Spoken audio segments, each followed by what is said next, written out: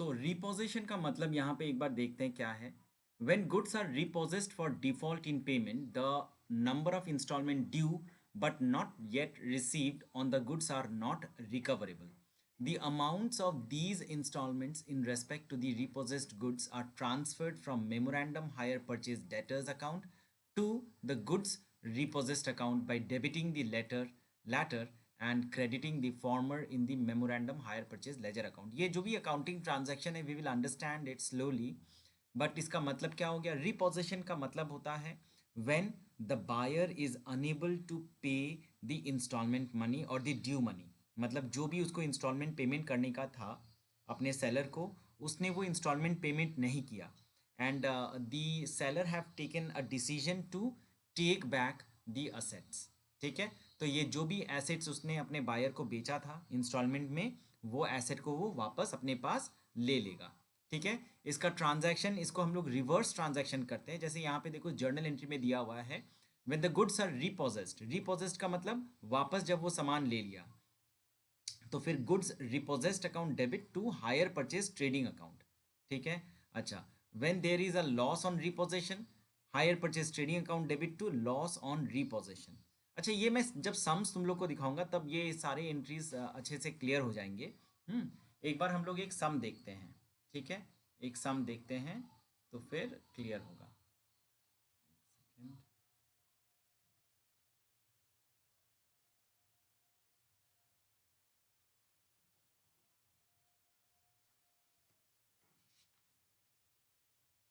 ये question number 37 हम लोग देखते हैं. Amar and company has a hire purchase department and goods are sold on hire purchase at cost plus 60%. From the following information, prepare hire purchase trading account to ascertain the profit or loss made in the hire purchase department.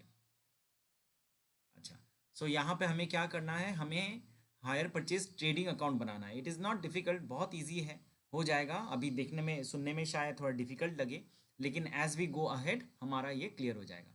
So let us see what information is given.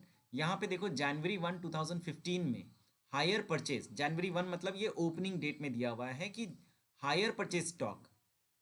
Higher purchase stock का मतलब हो गया कि ये opening date में 16,000 rupees जो है ये मेरे को मिलना बाकी है. ये पैसा मैंने कस्टमर को बेचा है, लेकिन कस्टमर ने ये इंस्टॉलमेंट्स अभी तक दिया नहीं. ठीक है, अच्छा. December 31 2015 goods sold on hire purchase during the year. During the year 80,000 रुपए का सामान को हायर परचेज के बेसिस में कस्टमर्स को बेचा गया. अब राइट हैंड साइड में देखते हैं, यहाँ पे cash receive during the year 56,000. मतलब जो भी इंस्टॉलमेंट्स जो है सेलर कलेक्ट किया पूरे साल में, 56,000 is given. Goods received back from customers, instalment due 2,000, valued at 300. मतलब ये सामान जो है कस्टमर ने वापस कर दिया, उसको नहीं चाहिए था, उसने रिटर्न कर दिया. अच्छा, goods with hire purchase customer at hire purchase price 36,000. ठीक है, ये हायर परचेज प्राइस में कस्टमर्स के पास हायर परचेज प्राइस में पड़ा हुआ है सामान. ठीक है, ये सामान हायर परचेज प्राइस में कस्टमर के पास है, जिसका ओनर जो है अभी भी सेलर है, वो सामान का पैसा जो है कस्टमर ने अभी तक पेमेंट नहीं किया. Instalment due but not yet received 2,000. मतलब अभी तक क्लोजिंग डेट में अभी तक ये पता चला कि 2,000 रुपया जो ड्यू है कस्टमर्स लोगों ने अभी तक पेमेंट नहीं किया. ठीक है, so how do we actually enter this transaction in hire purchase trading account, ये एक एक करके देखते हैं हम लोग. हाँ, अच्छा. सबसे पहले तो यहाँ पे देखो हम लोग क्या करते हैं, हमारा ट्रेडिंग अकाउंट कैसे बनता है. ट्रेडिंग अकाउंट बनाने का तरीका जो है कॉन्जर्वेटिव तरीके से अगर हम लोग देखें, हम लोग किस तरह से बनाते हैं. रुको मैं तुम लोग को यहाँ से दिखाता हूँ.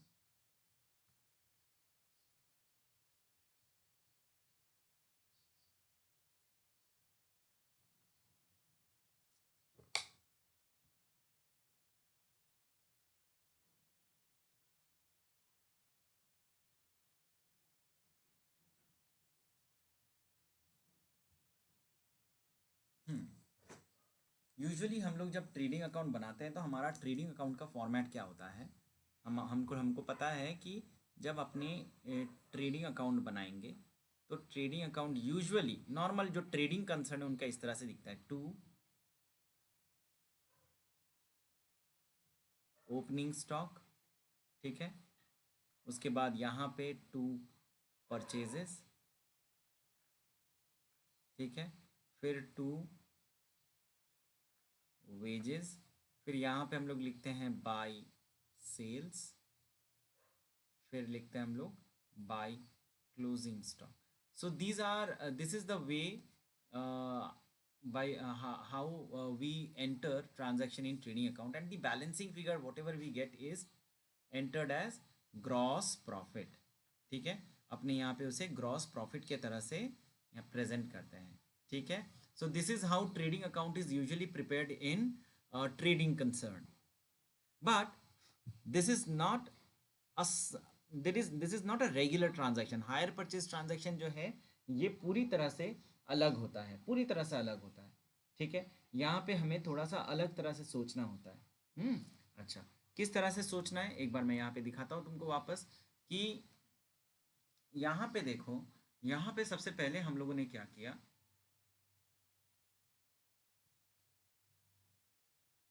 यहाँ पे सबसे पहले हम लोगों को क्या देखना है कि कितने सारे ट्रांजैक्शंस, कितने सारे इंस्टॉलमेंट्स हैं, कितना पैसा है जो अभी तक कस्टमर से सेलर को मिला नहीं, जो ड्यू हो चुका है, which is already due but the customers did not pay that due amount. So how much is that? तो यहाँ पे देखो हायर परचेज स्टॉक बोल के at HP price 16,000 rupees is given, ठीक है। सो यही वाला फिगर है जो यहाँ पे आ गया, ठीक है। नाउ देन कम्स कितना पैसा है। अच्छा, इसके बाद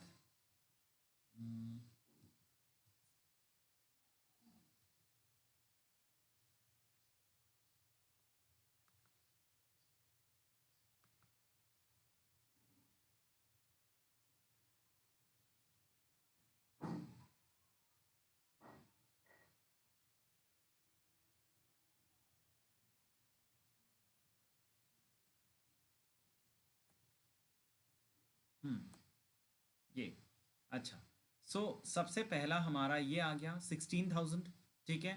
देन डेबिट साइड में और क्या आया, to goods sold on hire purchase 80,000, ठीक है। ये हम लोग का डेबिट साइड में ही आएगा क्योंकि इसका पैसा अभी तक हम लोगों को कलेक्ट नहीं हुआ है, we did not receive the money, the goods are taken by the hire purchase buyer but the money is not yet received, ठीक है। इसका पैसा बाद में मिलेगा। अच्छा, इसके बाद हम लोग क्रेडिट साइड में देखते हैं, क्रेडिट साइड में हम लोग क्या क्या एंट्री कर रहे हैं। सबसे पहले क्रेडिट साइड में देखो बाई कैश बोल के आ रहा है, कितना पैसा हम लोगों ने कलेक्ट किया है, how much money did we actually collected during the year. तो यहाँ पे देखो 56,000 जो यहाँ पे हमारा दिया हुआ है, ये जो हमारा दिया हुआ है ये वाला फिगर आ रहा है यहाँ पे, ठीक है, ये वाला फिगर आ रहा है। अच्छा, इसके बाद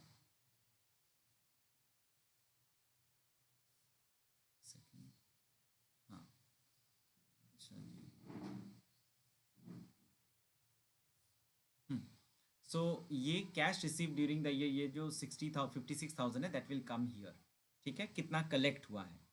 अच्छा, देन यहाँ देखो एक स्टॉक रिजर्व बोल के एक फिगर है 6,000 का, ये क्या है, what is this figure, stock reserve 6,000 rupees.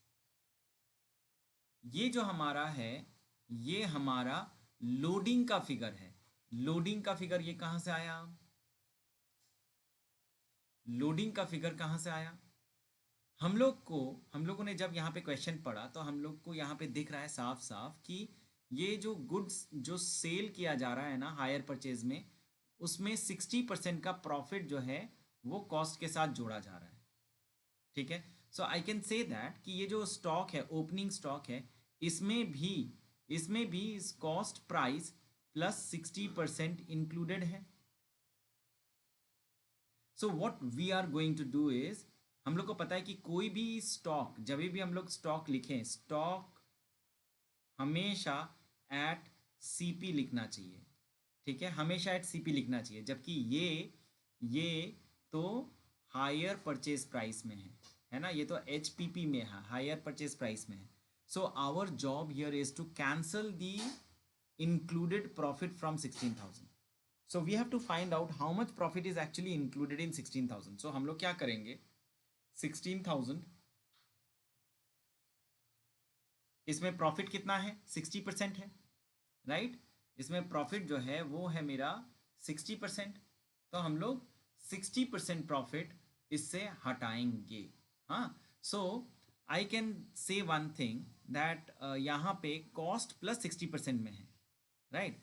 So I can say one thing that कि यहाँ पे अगर मैं कॉस्ट प्राइस को, अच्छा मैं ये नोट्स में करता हूँ तो फिर ठीक ठाक समझ में आएगा.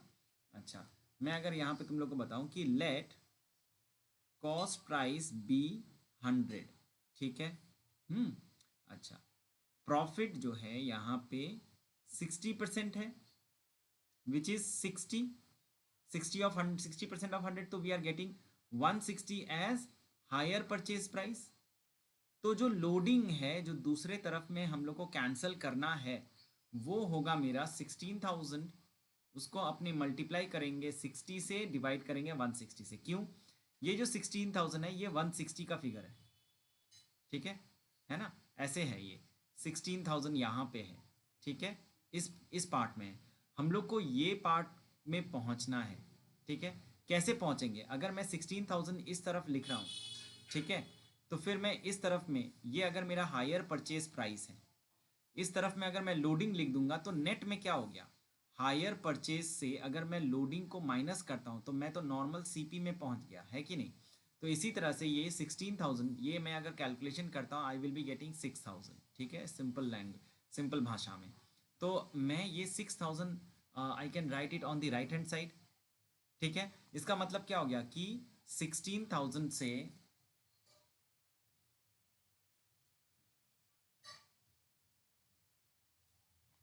इसका मतलब ये है कि 16,000 से अगर मैं लोडिंग 6,000 माइनस कर दूं, I will be having ₹10,000 in net, ठीक है. So this is what we are doing in this particular सम.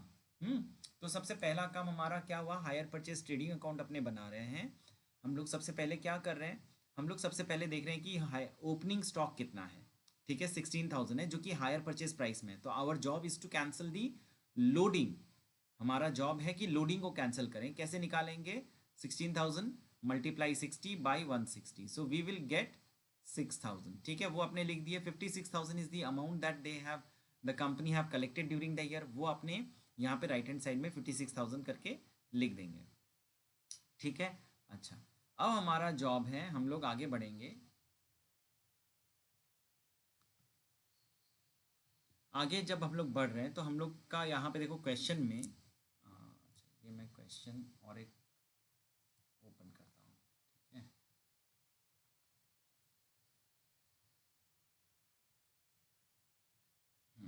अच्छा, सो ये क्वेश्चन, अच्छा ये, हाँ, ये क्वेश्चन अगर हम लोग देखें यहाँ पे क्वेश्चन में क्या दिया हुआ है, देखो कि goods sold on hire purchase during the year.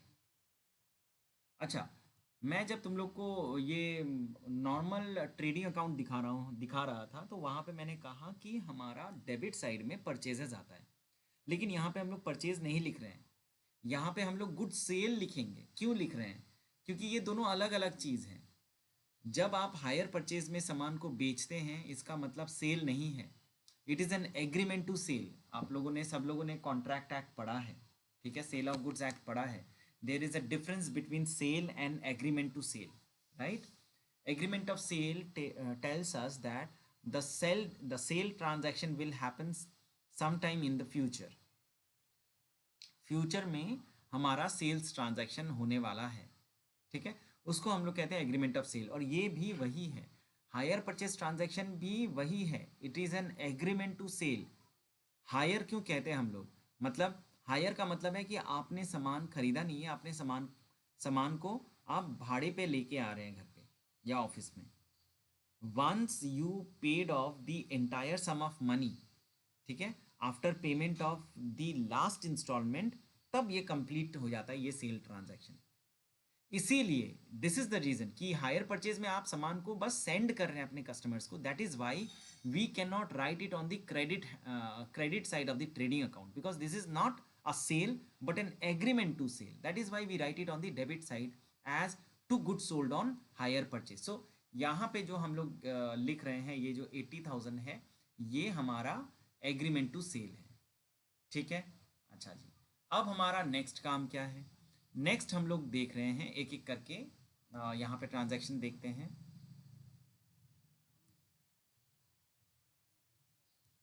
अच्छा, वन मोर थिंग, यहाँ पे देखो, ये जो हायर परचेज में सामान को सेंड किया अपने कस्टमर्स को, ये भी तो लोडिंग में है. 60% अबव कॉस्ट प्राइस है. इसे भी हमें कॉस्ट प्राइस में लिखना था, लेकिन हमारे पास वो रिकॉर्ड नहीं है, तो हम लोग को इसे कन्वर्ट करना पड़ेगा कॉस्ट प्राइस में. सो हम लोग यहाँ पे क्या करेंगे? Our calculation will be similar. हमारा कैलकुलेशन यहाँ पे सिमिलर होगा.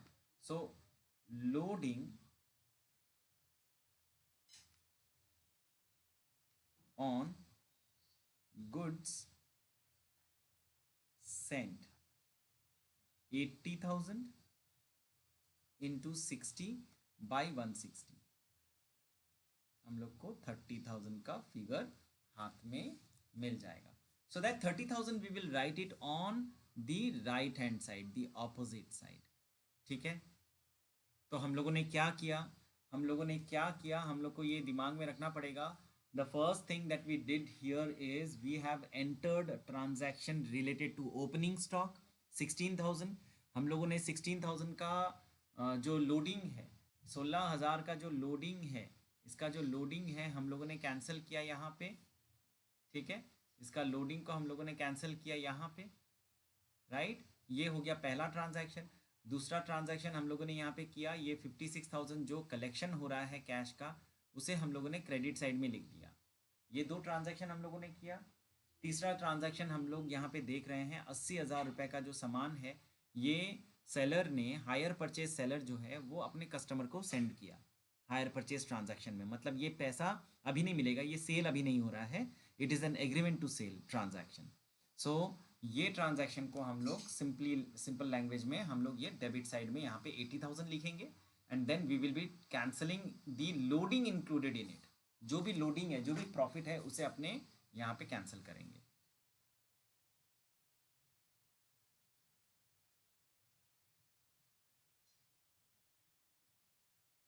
ठीक है. अच्छा जी.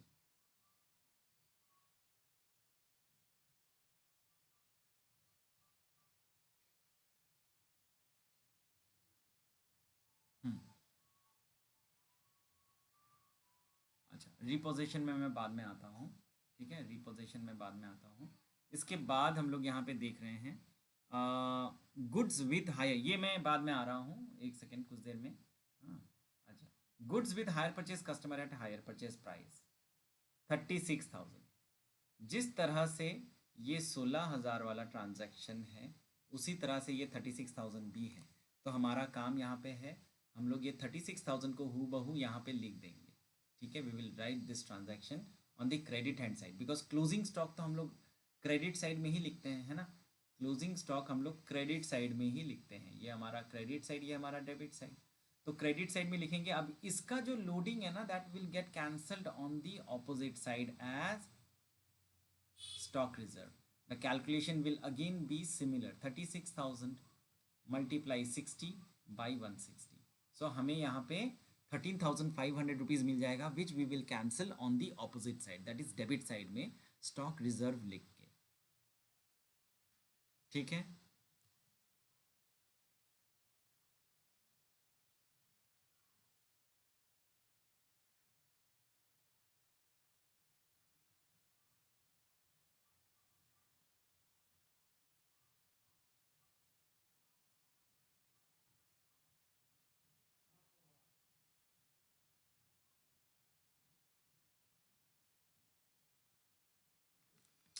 अच्छा, अब हम लोग देखो यहाँ पे कुछ नोट्स है, कुछ वर्किंग नोट्स है, वहाँ पे हम लोग थोड़ा नज़र डालते हैं कि क्या क्या यहाँ पे दिया हुआ है. ठीक है. एक हम लोगों ने यहाँ पे बनाया हुआ है हमारे लिए memorandum hire purchase debtors account, और एक बनाया हुआ है memorandum hire purchase stock account. अच्छा, ये मेमोरेंडम जो टर्म है ना, we use it for specific purposes, जब कोई भी हम लोग परचेज स्टॉक अकाउंट या डेटर्स अकाउंट कोई एक स्पेसिफिक पर्पस के लिए बनाते हैं, उसे हम लोग मेमोरेंडम कहते हैं। It is not a purchase debtors account, हाँ, हायर परचेज डेटर्स अकाउंट नहीं है पूरी तरह से।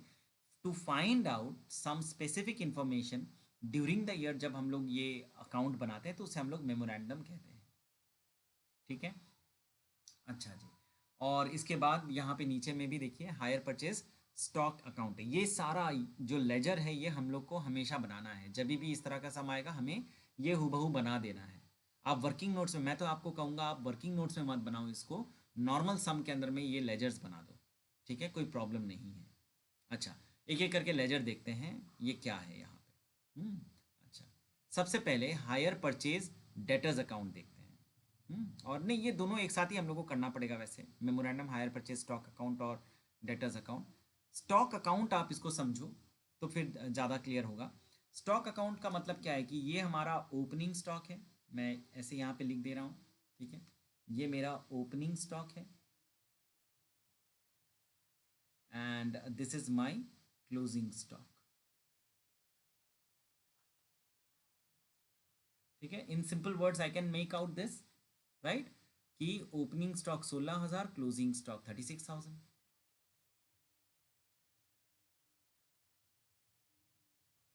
ठीक है, बस यहीं पे हम लोग पॉज रखते हैं, यहीं पे हम लोग इसको पॉज रखते हैं। अब हम लोग क्या करेंगे, हम लोग अब डेटर्स अकाउंट में जाएंगे। डेटर्स अकाउंट का मतलब क्या है, कितना उधार हमारा बाकी है मार्केट में। ठीक है, हमारा कितना उधार मार्केट में बाकी है। अच्छा, और एक चीज़ है यहाँ पे, और एक चीज़ है, ये जो 80,000 है ये तो गुड सोल्ड है ना। स्टॉक से मतलब क्या है कि कितना सामान पहले था, कितना सामान अंत में है, और कितना सामान आपने सेंड किया। ठीक है, सेंट, राइट। बैलेंसिंग फिगर देखो यहाँ पे एक 60,000 का बैलेंसिंग फिगर तुम लोग को मिल रहा है। ये जो बैलेंसिंग फिगर है, this tells us the amount which the seller did not receive. उधार का पैसा है ये। वापस मैं कहता हूँ, देखो ये जो स्टॉक अकाउंट है ना, stock account tells us the movement of goods, movement of stock. Movement किस तरह का होता है, मूवमेंट एक होता है what is coming into the godown और इन टू द सेलर, दुकान में कितना सामान उसके पास मिला उसको, कितना स्टॉक है जो आउट हो गया, और कितना स्टॉक है जो पड़ा हुआ है। ठीक है, this is what a stock account shows. तो this 16,000 is goods which are sold to the customers, और वो कस्टमर्स के पास है, तो ये मेरा ही सामान है। इसको इस तरह से देखो कि मैंने कस्टमर को 16,000 का सामान बेचा, उसने अभी तक पैसा नहीं दिया, तो जो पैसा नहीं दिया तो उसका एक्चुअल मालिक अभी भी मैं ही हूँ। ठीक है, आप पहले पैसे क्लियर करो, तब आप बोलना कि ये सामान आपका है। Till the time you are not clearing my dues, these goods belongs to me, मतलब उसका लीगल ओनर जो है वो सैलरी है। इसीलिए ये अपने ही बुक्स में, अपनी किताब में स्टॉक में बोलते हैं कि ये 16,000 मेरा सामान है। उसी तरह से ड्यूरिंग द ईयर में जो भी 80,000 का सामान उसने सेंड किया ना, उसको भी वो अपना ही बोलेगा। सेंड तो मैंने कर दिया है अपने कस्टमर्स को, लेकिन सामान अभी तक लीगल ओनर उसका मैं ही हूँ। I am the legal owner. The customer will become the legal owner once the customer pays off his or her entire due। ठीक है, क्लोजिंग डेट में 36,000 का अमाउंट है जो अभी तक कस्टमर ने मेरे को क्लियर नहीं किया। Balancing figure higher purchase debtors में आ गया, जो रिप्रेजेंट करता है कितना पैसा मेरे को इस साल मिलना था, कितना पैसा मिलना था। तो यही 60,000 है जो हमारा हायर परचेज डेटर का ओपनिंग बैलेंस बन जाएगा। ठीक है, यही पैसा है जो यहाँ पे ओपनिंग बैलेंस बन जाएगा, जो दिखाएगा कि कितना पैसा कस्टमर से मिलने का था। आउट ऑफ 60,000, ध्यान दो, out of 60,000 the seller received 56,000। Out of 60,000 the seller did not पे this 2,000 and I have decided to take back these assets। मैंने डिसाइड किया कि मैं कस्टमर से छीन के ये सामान लेकर आ जाऊंगा। ठीक है, बड़े बड़े कंपनीज में there are different recovery departments. जो लोग सामान खरीद के पैसे नहीं देते हैं ना, उनको उनके लिए बड़े बड़े डिपार्टमेंट्स काम करते हैं, जिसको हम लोग कहते हैं रिकवरी डिपार्टमेंट्स। तुम लोगों ने कभी एक्सपीरियंस किया है कि नहीं पता नहीं मुझे, लेकिन मैं कुछ सिचुएशंस बता रहा हूँ। हम लोग बहुत लोग गाड़ी खरीदते हैं इंस्टॉलमेंट्स में, and there are regular instances or regular stories which are like the customer is unable to pay further installment to the car company. The car company may decide to take the asset back, right? वो decide करता है कि नहीं वो गाड़ी वो वापस ले लेगा। तो ये वही है, ये जो 2000 है ना, ये कस्टमर ने पेमेंट नहीं किया और जो सेलर है वो डिसाइड किया कि ये पैसे मैं ले लूँगा, ये पैसे का सामान जो है मैं उसके घर से उससे छीन के लेके आ जाऊँगा। तो मैं जो एग्जांपल तुम लोग को दे रहा था कि बहुत सिचुएशन में ऐसा होता है कि गाड़ी को रिकवर करने के लिए बड़े बड़े ट्रक्स जाते हैं, जो गाड़ी को अपने वो ट्रक के ऊपर लोड किया जाता है और उस गाड़ी को अच्छी तरह से रैप करके चेन वगैरह बांध के फिर उसे शोरूम में लेके जाया जाता है जहां से वो गाड़ी खरीदा गया था। ठीक है। बहुत टाइम पे क्या होता है कि जो कस्टमर है वो गाड़ी को इतना अच्छा से यूज़ करता है कि उसको पता रहता है कि मैं तो पैसे देने देने वाला हूँ नहीं, तो मैं पूरा रौंद दूंगा गाड़ी को। I will use all property in the car.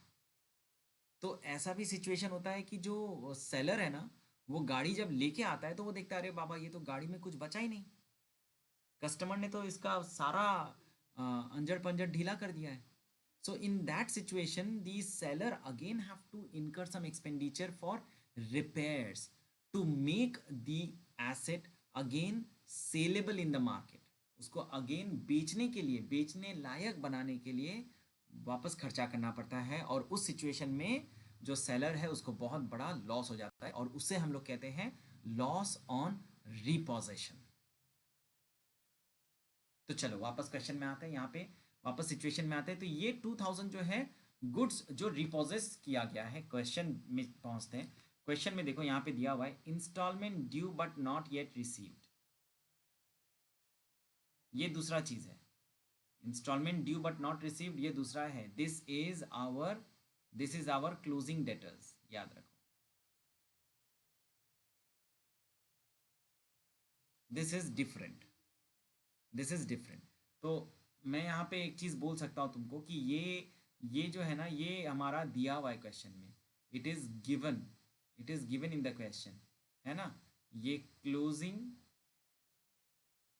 Balance है, हाँ, मतलब इतना पैसा मिलने का बात है। तो ये मैं बोल सकता हूँ कि ये बैलेंसिंग फिगर मुझे मिल सकता है यहाँ से,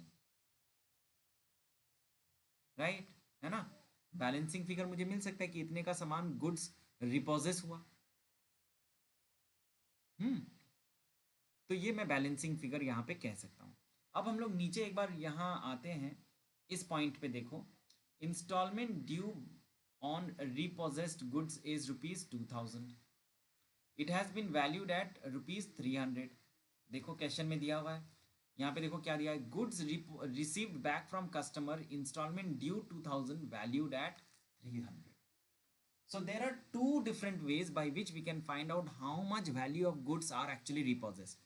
Either we can find out the balancing figure जो मैंने यहाँ पे बताया 2000, या ठीक है, ये है थोड़ा डिफिकल्ट वे जहाँ पे हमें इंफॉर्मेशन क्वेश्चन में नहीं दिया रहेगा, बट मोस्टली इंफॉर्मेशन जब दिया रहेगा, यहाँ पे जैसे दिया हुआ है कि 2000 रुपये का सामान है ना, ये यहाँ पे मेरा 2000 रुपये का सामान है, ये रहा, ये 2000 रुपये का सामान है, ये 2000 रुपया का सामान है जिसे कस्टमर से रिपोजेस किया जा रहा है।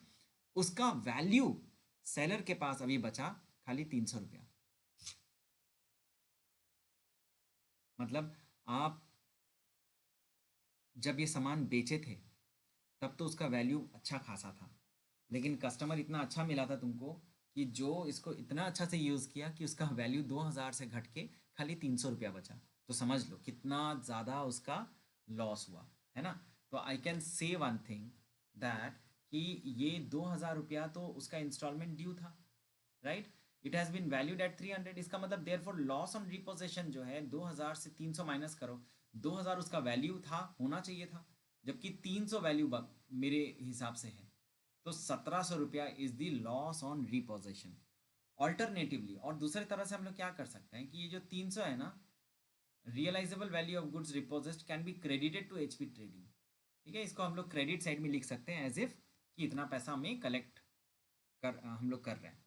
ज़रूरत नहीं है, हम लोग इसी तरह से करेंगे जिस तरह से हम लोग को क्वेश्चन में हम लोग यहाँ पे सॉल्व कर रहे हैं। तो हम लोग क्या कर रहे हैं यहाँ पे, हम लोग यहाँ पे कर रहे हैं, हम लोगों ने यहाँ पे ये 2000 का फिगर लिखा। ठीक है, तुम लोग को नज़र आ रहा होगा, ये 2000 का फिगर लिखा, और उल्टा तरफ में हम लोगों ने लॉस ऑन रिपोजिशन लिख दिया 1700 रुपया। मतलब क्या किया हम लोगों ने, 2000 उसका वैल्यू था, उसमें से 300 रुपया जितना वैल्यू सेलर बोल रहा है वो हम लोग माइनस करेंगे। ये 1700 रुपया हम लोग यहाँ पे लिख रहे हैं। दूसरा तरीका यहाँ पे कहा जा रहा है कि आप डायरेक्ट यहाँ पे 300 लिखो ना, यहाँ पे आप डायरेक्ट 300 लिखो, नेट इफेक्ट दोनों में सेम ही आएगा। 2000 से 1700 माइनस करो तो देखो 300 रुपया आपका क्रेडिट साइड में ज़्यादा रह रहा है ना।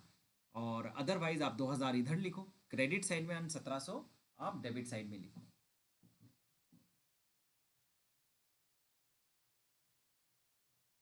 ठीक है, I am giving you 5 minutes of time, आप लोग ये क्वेश्चन को कंप्लीट करो। मैं 5 मिनट देता हूँ तुम लोग को, 5-10 मिनट तुम लोग ले लो। ठीक है, लेके ये क्वेश्चन तुम लोग अभी के अभी सॉल्व करो।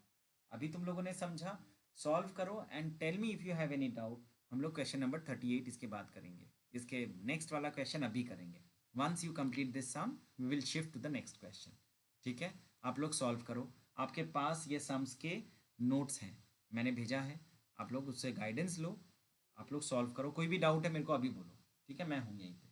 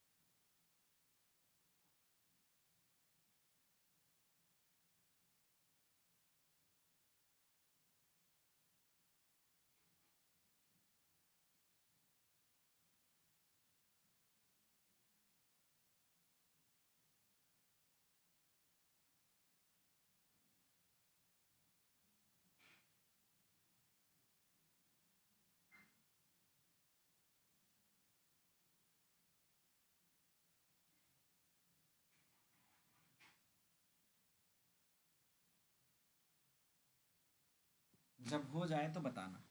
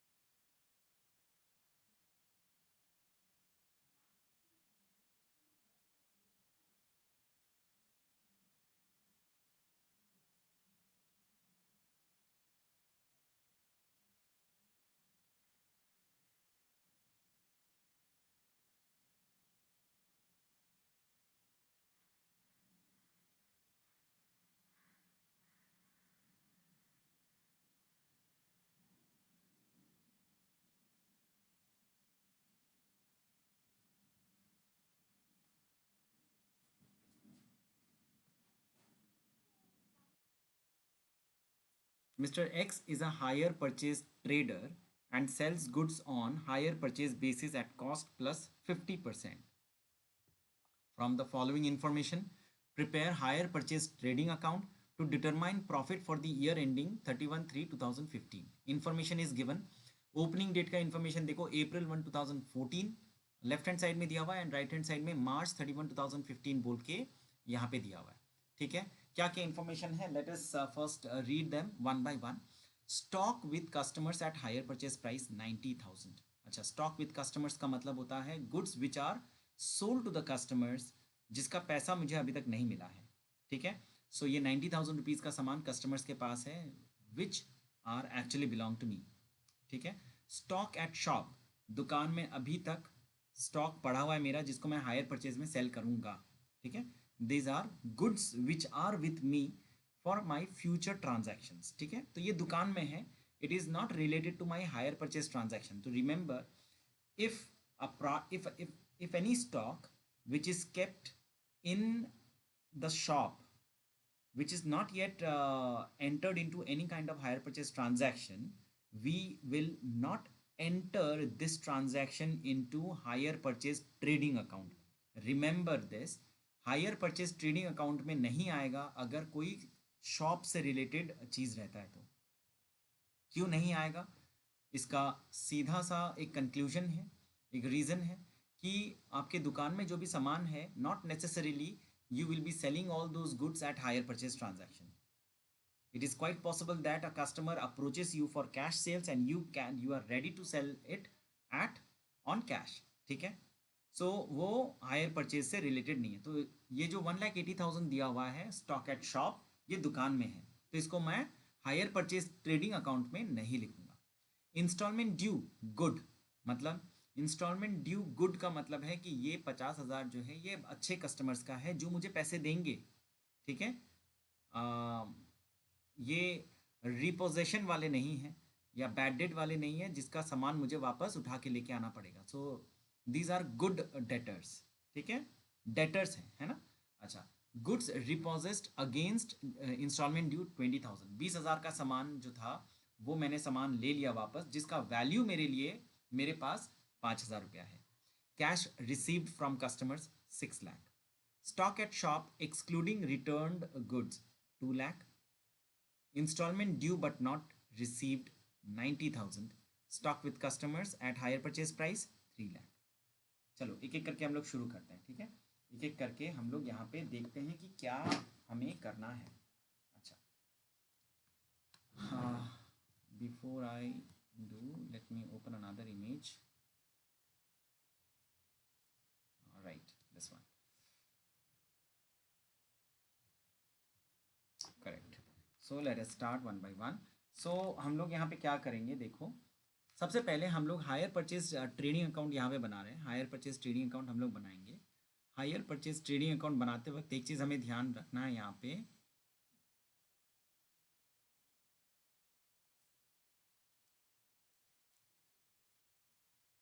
हाँ सबसे पहले हम लोग को क्या करना है, यहाँ पे ये हमारा यहाँ पे ओपनिंग स्टॉक है. ये दिख नहीं रहा है.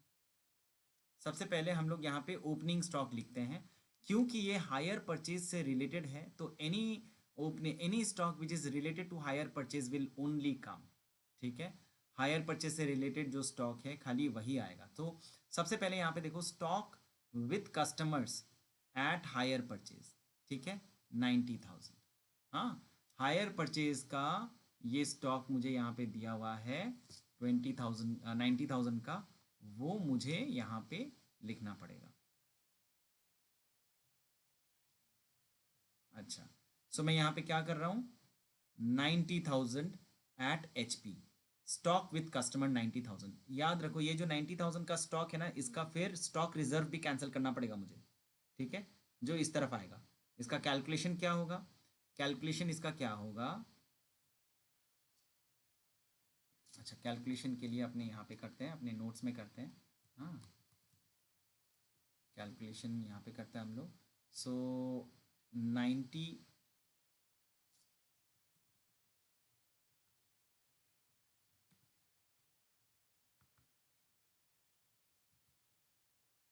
हम्म तो ओपनिंग स्टॉक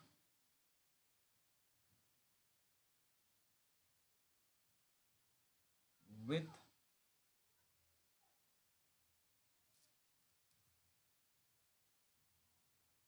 कस्टमर्स कितना है 90,000।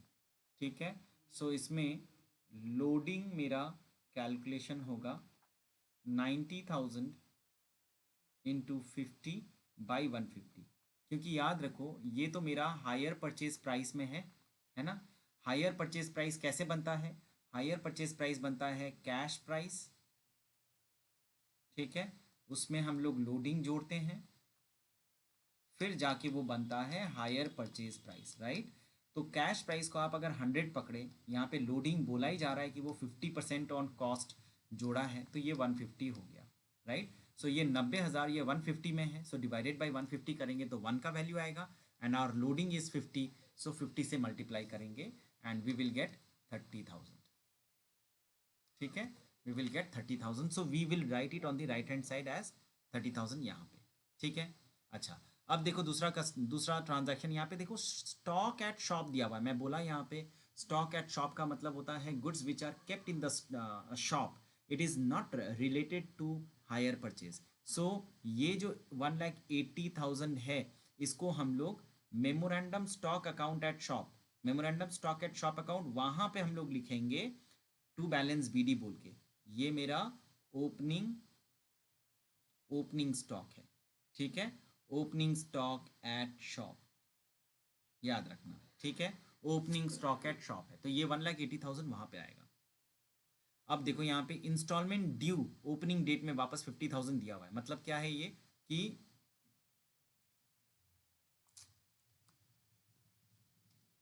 इसका मतलब है कि HP कस्टमर ने अभी तक पैसे नहीं दिए, HP customer due, HP customer due amount, हाँ, ये 1,50,000। सो इसीलिए ये इंस्टॉलमेंट ड्यू जो है ये भी मेरा ओपनिंग डेट का ये ओपनिंग बैलेंस है। ठीक है, so higher purchase trading account में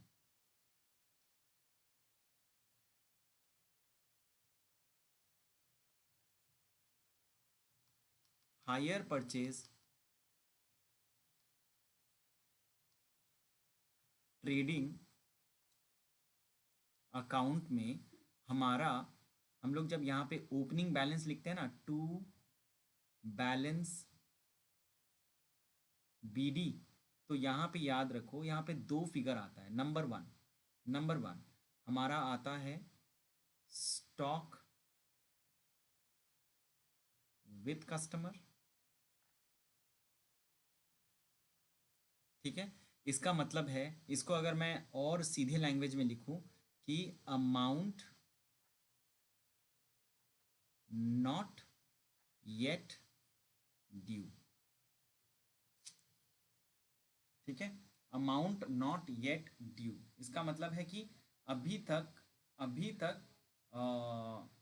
ये पैसा ड्यू ही नहीं हुआ। अगर मैं इसको और सिंपल लैंग्वेज में बताऊं तुमको, सपोज 1,00,000 रुपया का सामान आपने अपने कस्टमर को हायर परचेज बेसिस में सेल किया, ठीक है, you told the customer that आपका इंस्टॉलमेंट इस तरह से ड्यू होगा।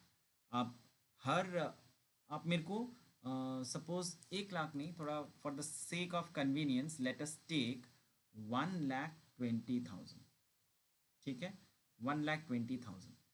तो ये 1,20,000 को वो 40, ये फर्स्ट ईयर का है, आप पेमेंट करेंगे, ये 40 आप सेकेंड ईयर में पेमेंट करेंगे, एंड ये 40 आप थर्ड ईयर में पेमेंट करेंगे, और थर्ड ईयर ये एसेट आपका हो जाएगा। ठीक है, आप जब ईयर वन में when you prepare the trading account, at that time आप लिखोगे यहाँ पे स्टॉक विद कस्टमर्स में, ईयर 1 में, हाँ याद रखो, इस स्टेज में जब आप HP ट्रेडिंग अकाउंट बना रहे हो, आप स्टॉक लिखोगे, स्टॉक विथ कस्टमर, ठीक है, आप स्टॉक विथ कस्टमर लिखोगे जिसका इंस्टॉलमेंट अभी तक ड्यू ही नहीं हुआ है, वो है 80,000। ठीक है, और यहाँ पे फिर लिखोगे आप इंस्टॉलमेंट ड्यू, अभी तक पेमेंट नहीं किया कस्टमर ने, 40,000। ठीक है, ये वाला अमाउंट जो अभी तक कस्टमर ने पेमेंट नहीं किया कि ईयर 1 के एंड में वो पेमेंट करना था। तो इन टोटल देखो आपका 1,20,000 आ गया। ठीक है, अब सपोज ईयर 2 में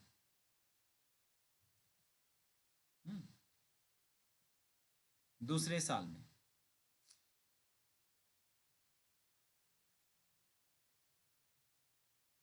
ईयर 2 में क्या करेंगे हम लोग, यहाँ पे लिखेंगे स्टॉक विथ कस्टमर। ठीक है, ईयर 2 में स्टॉक विथ कस्टमर, ये हम लोग, अब तो ये 40,000 सपोज पेमेंट हो गया। ठीक है, तो इंस्टॉलमेंट नॉट येट ड्यू, कितना इंस्टॉलमेंट ड्यू नहीं है अभी तक, थर्ड ईयर वाला ड्यू नहीं है, 40,000। ठीक है, और इंस्टॉलमेंट ड्यू है जो नहीं पेमेंट हुआ वो है 40,000। देखो कैसे मैं यहाँ पे दिखाता हूँ तुमको, ये अमाउंट पेमेंट हो गया। ठीक है, स्टॉक विथ कस्टमर कितना का इंस्टॉलमेंट ड्यू नहीं है, ये अभी ये ड्यू हो रहा है, ये अभी सेकेंड ईयर में ड्यू हुआ। ठीक है, और ये नॉट ड्यू है, अभी तक ड्यू नहीं है। ठीक है, सो नॉट ड्यू यहाँ आ जाएगा और ड्यू यहाँ आ जाएगा, सॉरी नॉट ड्यू यहाँ आ जाएगा और ड्यू यहाँ आ जाएगा। So this is how we are doing here again. So ये इंस्टॉलमेंट, ये कस्टमर के पास सामान पड़ा हुआ है 90,000 का, और इंस्टॉलमेंट ड्यू है अभी तक मिला नहीं 50,000 का। ठीक है, अच्छा जी, अब हम लोग यहाँ पे पॉज में रखते हैं। अभी हम लोग को पता करना है, यहाँ पे क्वेश्चन में देखो नहीं दिया हुआ है, how much goods are actually sold during the year on hire purchase. ठीक है, ये information if it is not provided in the question that we can find it out from by opening HP stock account and HP debtors account. याद रखो HP stock and HP debtors, I told you in the last question also, वो हमेशा हमें बनाना है। तो किस तरह से हम लोग उसे प्रिपेयर करेंगे वो मैं यहाँ पे दिखाता हूँ। HP स्टॉक, ये हमारा हायर परचेज, सॉरी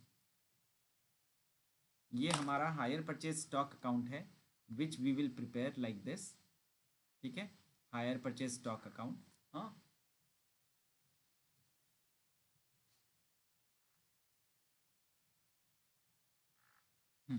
अच्छा, हायर परचेज स्टॉक अकाउंट में हम लोग किस तरह से करेंगे, सबसे पहला, और ये हायर परचेज डेटर, सबसे पहले आप लोग शुरू करोगे, याद रखना हमेशा हायर परचेज डेटर से। ठीक है, हायर परचेज डेटर्स से शुरू करना। हायर परचेज डेटर्स का मतलब कितना पैसा आपके कस्टमर ने अभी तक पेमेंट नहीं किया ओपनिंग डेट में। ठीक है, ये ओपनिंग डेट में, हाँ,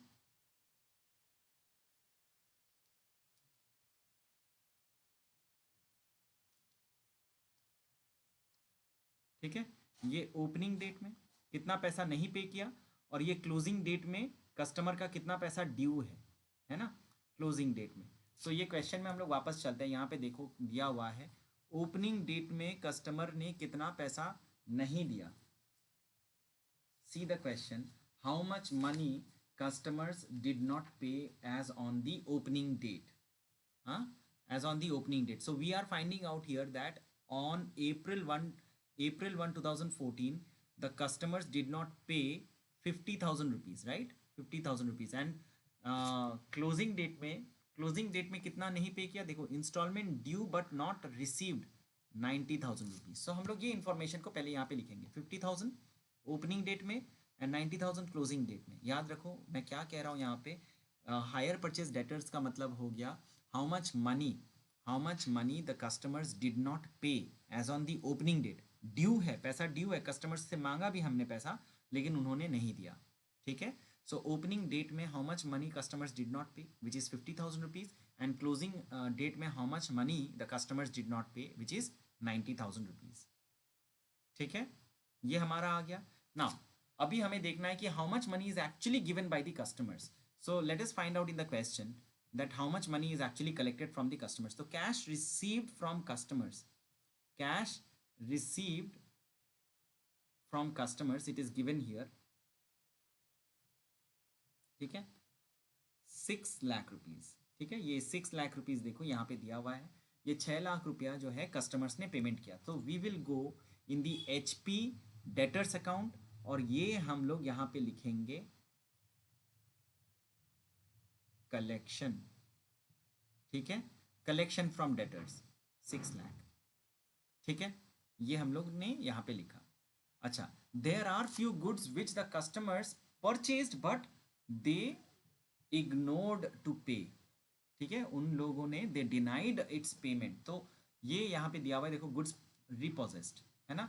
इसका मतलब सिंपल है, देखो हम लोग, मैं यहाँ पे सिंपल लैंग्वेज में तुमको एक डेटर्स अकाउंट बना के दिखाता हूँ, सो दैट तुम लोग रिकनेक्ट या फिर रिलेट कर सकोगे। ठीक है, रिलेट कर सकोगे। डेटर्स अकाउंट हम लोग कैसे बनाते हैं? डेटर्स अकाउंट, ये नॉर्मल डेटर्स अकाउंट है। हम लोग यहाँ पे लिखते हैं to opening balance by closing balance. ठीक है, हाँ,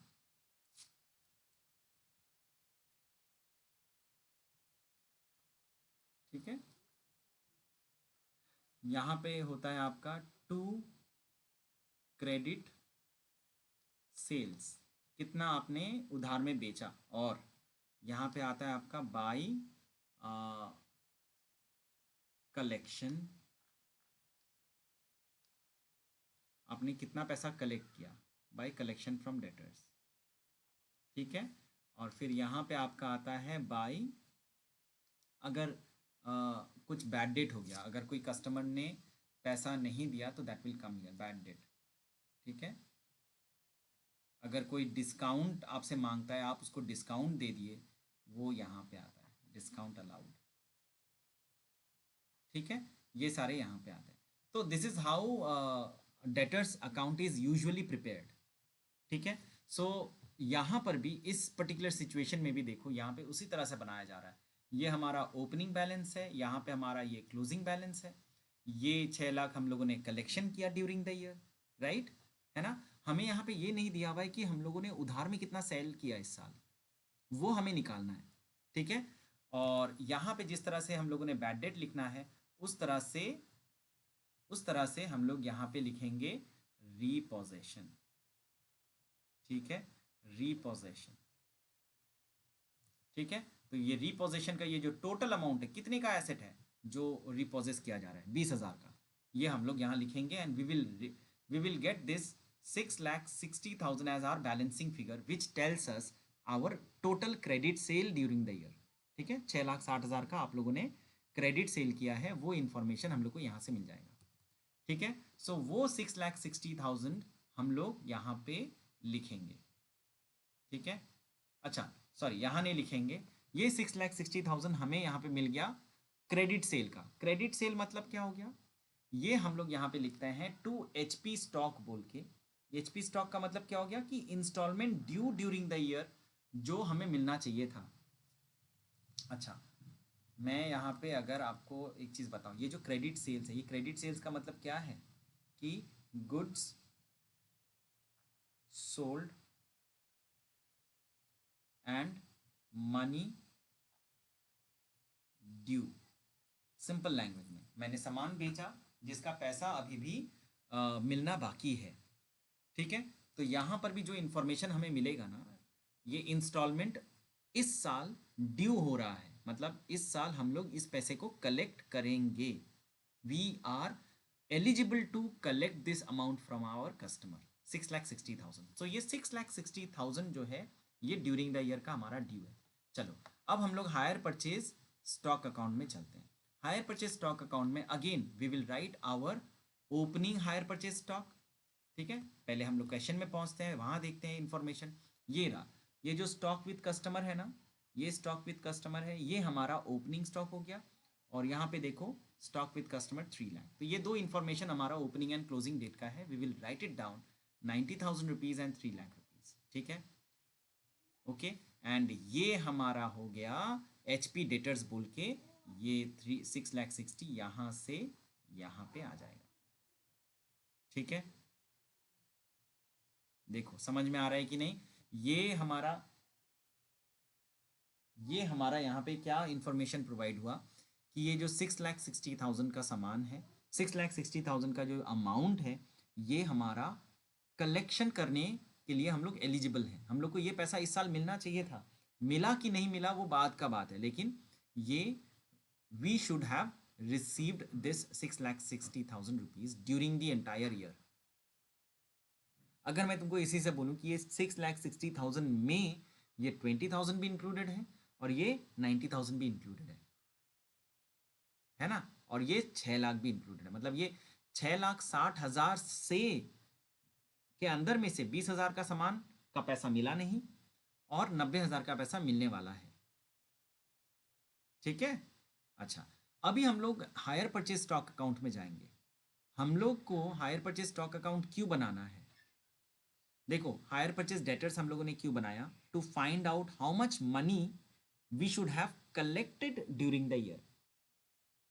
हायर परचेज स्टॉक अकाउंट हम लोग बनाएंगे to find out how much goods the seller have actually sold on hire purchase.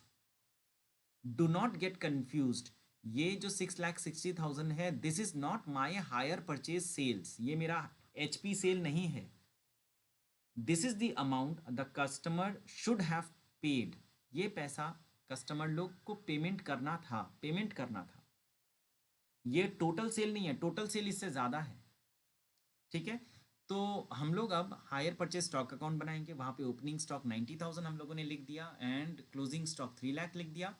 और जिस तरह से हम लोग सेल्स लिखते हैं बाय क्रेडिट सेल, उस तरह से हम लोग 6,60,000 यहाँ लिख देंगे। Balancing figure we will get by 8,70,000. This amount represents the total amount which the seller have actually sold to its higher purchase customers. 8,70,000 का। ठीक है, ये 8,70,000 will be entered here to goods sold on higher purchase 8,70,000। ठीक है, इस amount को निकालने के लिए ही इतना तामझाम करना पड़ा हमें। ठीक है, remember, so how do we go about it? We have to open hire purchase debtors account and then higher purchase stock account to find out how much amount how much goods the seller have actually sold on higher purchase. Now अब हम लोग धीरे धीरे आगे बढ़ेंगे। अब easy है, अब it is not going to be difficult. So 8,70,000 यहाँ आ गया। नाउ मूविंग फॉरवर्ड हम लोग देखेंगे यहाँ पे राइट हैंड साइड में हम लोग को पहले लिखना है how much money do we actually collected. जैसे मैंने पहले भी बताया कि ये कलेक्शन का आएगा, हम लोगों ने स्टॉक रिजर्व लिख ही दिया था। ठीक है, पिछले क्वेश्चन में भी हम लोगों ने लिखा था कि कितना का सामान है जो रिपोजेस हो रहा है, लॉस हो जा रहा है ना। तो the seller have actually received back, collected, ठीक है, टेकन बैक 20,000 रुपीज़ का सामान। ठीक है, लेकिन एक्चुअल में उसका वैल्यू क्या था? एक्चुअल में उसका वैल्यू देखो 5,000 है। एक्चुअल में उसका वैल्यू खाली 5,000 है, लेकिन उसका वैल्यू था कितना? 20,000 का। ठीक है, मतलब imagine imagine a situation that the customers 20,000 rupees is due, 20,000 रुपया उसको देना था, वो 20,000 रुपया नहीं दिया, लेकिन जो सामान उसने वापस किया उस सामान का वैल्यू खाली 5,000 ही है। So the seller actually lost 15,000 rupees in this repossession. So हम लोग यहाँ पे क्या करते हैं, बाई गुड्स रिपोजेस्ड उसको यहाँ पे 20,000 हम लोग एंटर करते हैं। ठीक है, एंड इससे जो लॉस हुआ हम लोग उसको ऑपोजिट साइड में यहाँ पे एंटर करते हैं। ठीक है, ये रहा। ठीक है, लॉस ऑन गुड्स रिपोजेस्ड 15,000। ये कैसे आया हमारा? 20,000 से अगर आप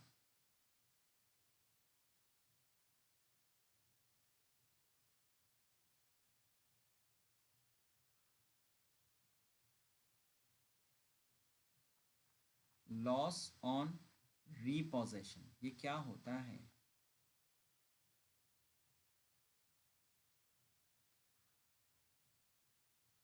value of goods taken back. कितने का? 20,000 का सामान वापस ले लिया गया। ठीक है, एक्चुअल वैल्यू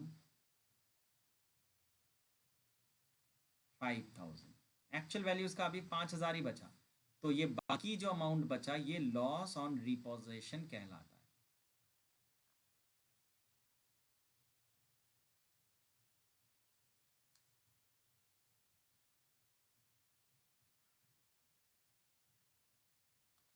ठीक है, ये 15,000, इसी को हम लोग को एचपी ट्रेडिंग अकाउंट में डेबिट करना है। ठीक है, ये एचपी ट्रेडिंग अकाउंट में हम लोगों ने ये 15,000 को डेबिट कर दिया। अच्छा, मैं एक ट्रांजैक्शन यहाँ करना भूल गया, ये जो 8,70,000 है ना, इसका हम लोग को लोडिंग भी ट्रांसफर करना है, ये 2,90,000 आएगा। ठीक है, कैसे करेंगे ये 8,70 इंटू 50/150। ठीक है, ये 2,90,000 आएगा। Just right it down on the credit hand opposite side में। ठीक है, ये इसी का लोडिंग हमें यहाँ पे मिल गया, यहाँ पे मिल गया। ठीक है, चलो ये हम लोग ने यहाँ तक कंप्लीट कर लिया। अभी हम लोग यहाँ पे क्या करेंगे, हम लोग का देखो यहाँ पे दिया हुआ है closing stock with customer 3 lakh, ये हम लोग यहाँ लिखेंगे। ठीक है, this is our closing, 3 lakh यहाँ आ गया। एंड ये इंस्टॉलमेंट ड्यू 90,000, ये भी हम लोग यहाँ लिख देंगे। That's it. याद रखना ये जो 3 लाख का है, ये 3 लाख का हमें वापस फिर लोडिंग भी कैंसिल करना है। So 3 lakh divided by 150 into 50।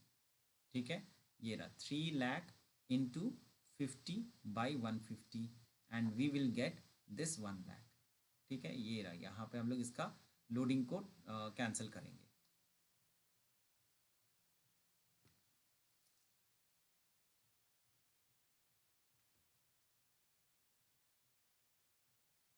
ठीक है, दैट्स इट।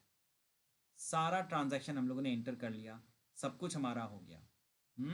अब हम लोग इसको क्लोज करेंगे and we will get our gross profit 2,05,000।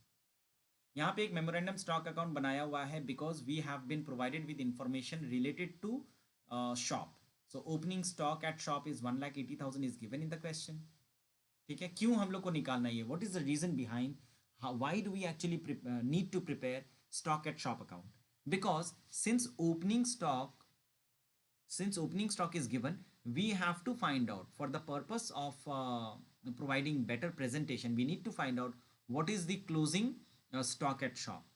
Closing stock क्या है? 1,80,000 ओपनिंग तो दिया हुआ है भैया, क्लोजिंग कितना है वो नहीं दिया, वो नहीं दिया हुआ है।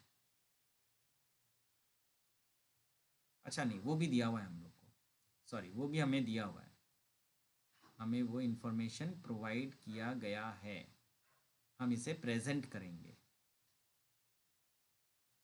ठीक है, हम लोग करते हैं, मैं तुमको एक एक करके एक्सप्लेन कर देता हूँ। ये यहाँ पे सबसे पहले तो ये ओपनिंग स्टॉक एट शॉप हम लोग 1,80,000 लिख देंगे। ये कहाँ से आया? ये आया हमें यहाँ से। ठीक है, ये 1,80,000 यहाँ से हम लोग नीचे ड्रैग कर सकते हैं। अच्छा, इस तरह से अच्छा नहीं लग रहा है, तो देखो मैं दूसरा कलर यूज़ करता हूँ, which will be easier for us to. अच्छा, ये यहाँ पे हम लोगों ने ये यहाँ लिख दिया। ठीक है, अच्छा दूसरा इंफॉर्मेशन, क्लोजिंग बैलेंस, ये देखो यहाँ पे दिया हुआ है stock at shop excluding return good. तो ये 2 लाख रुपया मेरा दुकान में भी बचा हुआ है, ये क्लोजिंग स्टॉक मेरा मिल गया। ठीक है, सो ये ओपनिंग स्टॉक और क्लोजिंग स्टॉक हमें यहाँ पे बकाया अवेलेबल है। ठीक है, अच्छा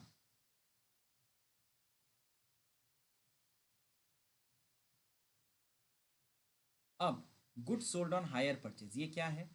हम लोगों ने बेचा कितना?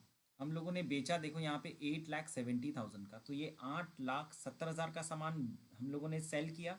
ये तो हायर परचेज प्राइस है, इसमें से आप इसका लोडिंग माइनस कर दो। ठीक है, आपको 5,80,000 मिलेगा।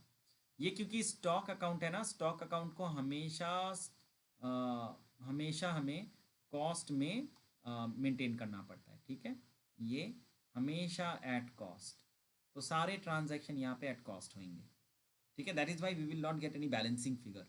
तो ये 5,80,000 हो गया, मतलब balancing figure will be there but not like कोई भी प्रॉफिट या लॉस नहीं आएगा यहाँ पे। अच्छा, 5,80,000 हो गया। अब यहाँ पे बैलेंसिंग फिगर हमें परचेजेस मिल जाएगा यहाँ। ठीक है, ये जो 6 लाख रुपए हमें यहाँ पे मिल रहा है, this shows us the total amount of purchases by the shop, कितना सामान जो है उन लोगों ने खरीदा अपने दुकान में। ठीक है, so this is how we should go about the मतलब basic question on hire purchase trading account where repossession is there. ठीक है,